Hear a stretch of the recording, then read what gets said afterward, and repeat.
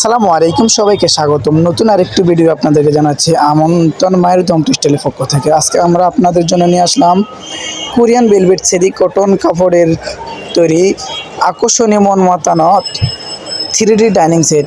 প্রতিটি ডাইনিং সেটই আপনার ঘরের সৌন্দর্য বৃদ্ধি করবে এবং আপনার ডাইনিং রুম খুবই চমৎকার করে তুলবে।